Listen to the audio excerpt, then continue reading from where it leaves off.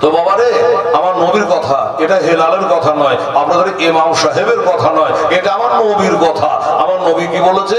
যে আমার নবী বলেছিল বাজার থেকে যদি কিছু কিনে আনো, ছেলে মেয়ে বসে থাকে, আসে বিটির হাতে দাও। জোরে বলো সুবহানাল্লাহ। মেয়ের হাতে দাও কেন? এই জন্য বাবারে বেটির মতো দরদি বাবা মায়ের জন্য কেউ হবে না, ছেলেরা যেন রাগ করবেন না বাবা। এই জন্য বেরাদারুল ইসলাম স্বামী রেখেরাম দেখুন, একটা খোদার বান্দা ইন্তেকাল করেছে, তো যখন জানাজা পড়বে আপনাদের ইমাম সাহেব, গতবার যেমন আপনাদের জীবনে একটা জানাজা পড়েছিল, হয়নি বাবা একটা জানাজা গতবার? হ্যাঁ হয়েছে, বলতে পারবো না, এখনো 3 দিন আছে, কারো জানাজা হইতেও পারে। কি বাবা পারে না? নিশ্চয়ই পারে।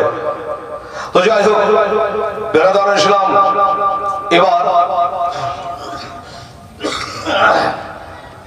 জানাজায় দাঁড়াবে ইমাম সাহেব, একটা লোক এসে দাঁড়িয়ে গেল, এই বলার এসে দাঁড়ান।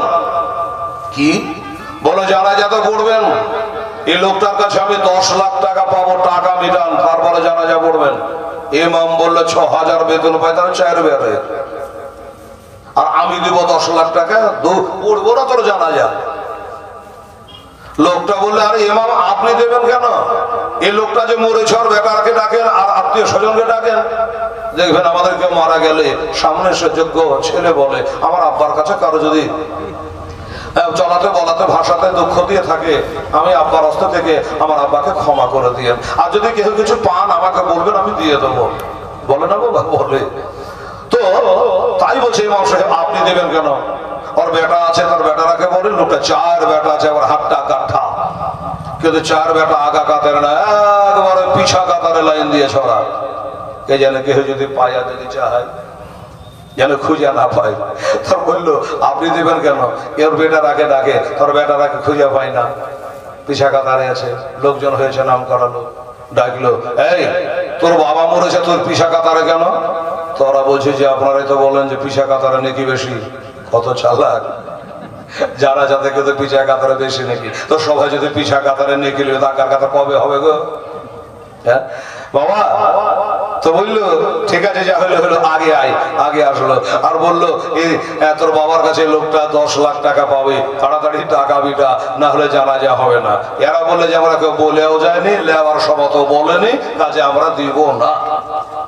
পড়েন না? না পড়েন। বাবা কি হবে এখন? হ্যাঁ, যেই বাবা বললো যে আমরা দেবো না, হঠাৎ করে একটা বোরকা পরে মেয়ে আসলো। আসার পরে বলে ইমাম সাহেব এই ব্যাগটা নেন, আর এই ব্যাগটাতে সোনা হীরা মণি মুক্তা ভরা আছে। ওই লোকটাকে বলেন এইগুলা বাজারে বিক্রয় করে, তো 10 লাখ টাকা দেনারা শোধ করে নি, কমসে কম জানাজাটা পড়তে দেয়া। আমি কে? আমার পরিচয় আপনার লিয়া লাভ নাই, বুঝে কিন্তু লিয়েছার বিটি হবে। হ্যাঁ, লোকটাকে ডাকলো, এই এলাও, তুমি এই ব্যাগটাতে সোনা দানা হীরা মণি মুক্তা আছে, বাজারে বিক্রি করে তোমার টাকা পাঠক কমু, তুমি শোধ করে লাগা।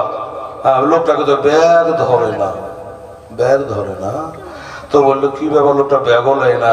বললো ইমাম সাহেব আলেমের সামনে মিথ্যা কথা বলতে না, আমার একটা ভুল হয়ে গেছে, এই কথাটা উল্টা পাল্টা বেরিয়ে গেছে। কিরকম উল্টা পাল্টা? বললো ওই যে 10 লাখ টাকা পাবো বললাম কিনা ওর কাছে, এটা আমার উল্টা হয়ে গেছে, আমি পাবো না, আমার কাছে পাবে, তাই দিতে এসেছি। যেমনি বলেছে তো পিছা কাতা থেকে 4 বেটা করে লল্লি চাড়ছে, 4 আড়িয়া 10, আর পিছে থাকলে একবারে ডাহা 10 লাখে 4 আড়িয়া 10, একদম হিল ফিল ভেঙে কাতার ফেড়ে চলে আসলো। আমরা বাপের বেটা, দেন টাকা আমরা ভাগ করে নেব।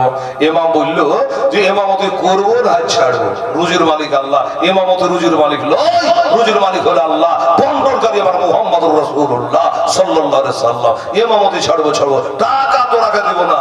টাকার মালিক যদি হয়, যদি টাকার হকদার হয়, তো ওই বোরকা পরিহিত যে মহিলাটা আছে ওই মেয়েটাকে টাকাগুলো সব দিয়ে দেবো। হিসাব তাই হচ্ছে কিনা? বুঝলেন বাবা? তাই মেয়েকে খারাপ বাসবেন না দোস্ত বুজুর্গ, মেয়েকে ভালোবাসবেন ভাইরা আমার বাবুরা। যাক, আমি অন্য কথা বলে সময় পাস করবো না, টাইম পাস করবো না। আজকে আমি ঘড়িও দেখবো না, আপনারা মানা করতে বলে মানা আমি বন্ধ করে দেবো ইনশাল্লাহ। তাই বলে ভোর রাত করেন না যেন। বেরাদারুল ইসলাম, আমার নবী এসছেন, নবীর খাতিরে। আল্লাহ তো জানে অন্তর্জামী, ইন্নাল্লাহ আলিমুন বিযাতিস সুদূর, আল্লাহ দিলের খটকাইকে জাননেওয়ালা। আল্লাহ জানে সবাই তো বেটাকে ভালোবাসে, তোদের সাথে আজ সবাইকে বেটা সন্তান দিয়ে দিলাম। বাবা গো, এদিকে বেটা পয়দা হয়েছে, এদিকে আমার নবী পাক চলে এসেছে। ওই জান্নাতি মহিলারা তাদের কাজ তারা শুরু করেছে। আর নবী পাক সাহেবের লাউলাকের দাদা উনি রয়েছেন বাবা কাবা শরীফ তপ করতে গেছে। আমি আগাম বলে দিয়েছিলাম রে বাবা, দেখছি কাবা যেন হিলতে দুলতে আরম্ভ করেছে। আর কাবার ভিতরে যারা ছিল বুঝালেন, সব নাম সব সময় বলতে হয় না, যুগের হাওয়া উল্টে চলছে। এই বাবা, কাবার মধ্যে যারা ছিল তারা উল্টা পাল্টা পড়তে আরম্ভ করে দিয়েছে। আমার ভাইরা, আমার বাবারা, আব্দুল মুত্তালিব তিনি কাবা করে হাত দিয়ে বলেন, না বালা বাইতে তুই হলি পৃথিবীর প্রথম ঘর রে কাবা, এমন করে হিলিস কেন, এমন করে দলিস কেন? কাবা থেকে আওয়াজ হলো, একাত্তাবান্দাদা মুহাম্মদ বিন আব্দুল্লাহ নূরা মিন নূরিল্লাহ বিজামালিহি ইয়া আইয়ুহাল মুস্তাগান। পোতার খবর ওই কাবা থেকে পেয়ে গিয়েছে বাবা। কাবা শরীফ বলে আব্দুল মুত্তালিব খবরটা পেয়ে গেল বাবা। এবার পোতাকে দেখার জন্য উনি রওনা দিয়েছে।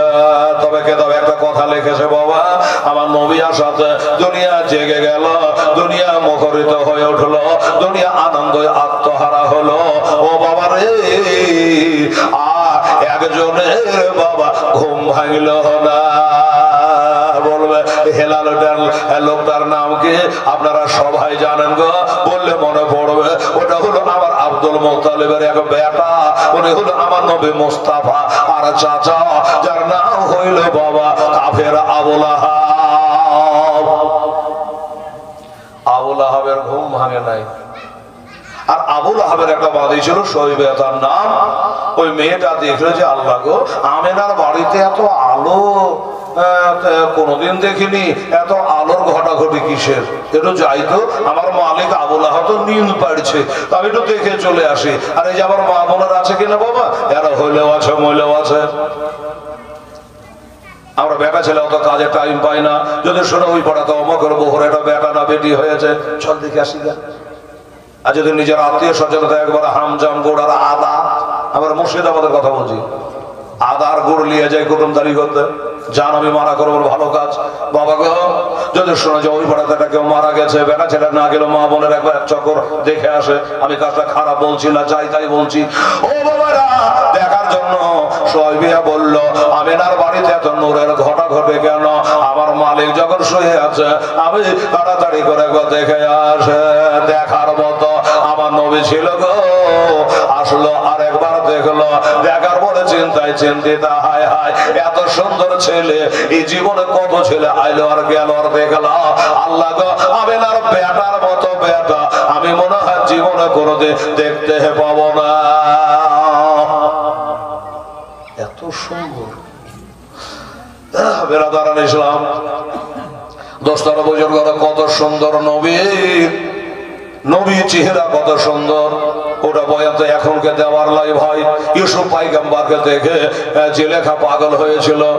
হ্যাঁ, তা সবাই বলছে যে তুই ভালোবাসিস তো, আর লেগে তোকে ভালো লাগে তোর চোখ দিয়া।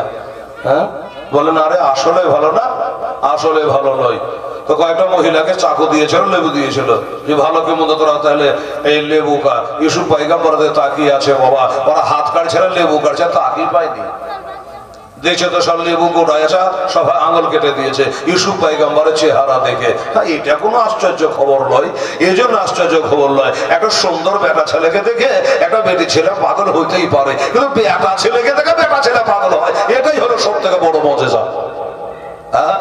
বাবা, তাহলে ইউসুফ পয়গম্বরকে দেখে জুলাইখা পাগল, আমার মুস্তাফাকে দেখে আমার আবু বকর পাগল। জোরে বলুন সুবহানাল্লাহ। ভাইরা, তো সোহাবিয়া বলল এই কথাটা আমাকে বলতে হবে, এত সুন্দর ছেলে। আরে দেখেন আমার মা বোনেরা খুব ভালো, এত একটা জিনিস কিন্তু আমার মা বোনদের ভালো নয়, ওইটা হলো কি, সেটা হলো পেটে কথা থাকে না। পেটে তিন বেলা তিন সের বাবা রসগোল্লা দেন, কষ্ট করে হজম হবে, কিন্তু কথা হজম হইবে না। বেগাত্তা করে হাত ধরে পা ধরে নানি বলিয়া খানা বলে বুঝিয়ে আপনি বলেন, তা বাবা পেটে রাখবে না, আজ হোক কাল হোক বলবেই। ক্ষতি হবে, কেস হবে, মামলা হবে, মোকদ্দমা হবে, ও যায় না শুনে বলবে বাবা গো। এবার বলার পরে একজনা বললে আরেকজনাকে যাবার সময় ফিনিশিং দিচ্ছে, দেখ রহিমের মা তুই আমার বাড়ির কাজ কার নিয়ে, তাই তোকে বললো তুই জানে কাউকে বলিস না, মানে ওর পেট পাতলা হইল। এবার রহিমের মা করিমের মাকে ডেকে বুঝে শোন কি এদের এই ঘটনা, তাই না কি বলে হ্যাঁ এই যে আমি তোকে বলবো তুই জানে কাউকে বলিস না, মানে এটা ফিনিশিং। মানে ও পাতলা হয়েছে আর একজনকে ভারী করছে, এই করে বাবা পেটে কথা থাকিবে না। হ্যাঁ শোয়েবে তো সে একটা নারী মহিলা, ও চিন্তা করছে এত সুন্দর কথা আমি পেটে বহে নিয়ে বেড়াবো না, আমি কাউকে বলতে টাইম পাই আর না পাই, আমি যার খাই যার পরি যার বাঁধি আমি সেই আকা মাওলা আমার মালিক আবুল আহাবকে বলবো। বুক ভরা আশা নিয়ে বাবা বলার জন্য যাচ্ছে, কিন্তু বলার সুযোগ হইল না। কেন হলো না? ঘুমাইছে, নিন্দ পড়ছে। তো নিজের মানুষকে বলা যাবে তো বলে আমার চাকরি থাকার যাক, কারণ নিন্দ আছে ভাঙাবো,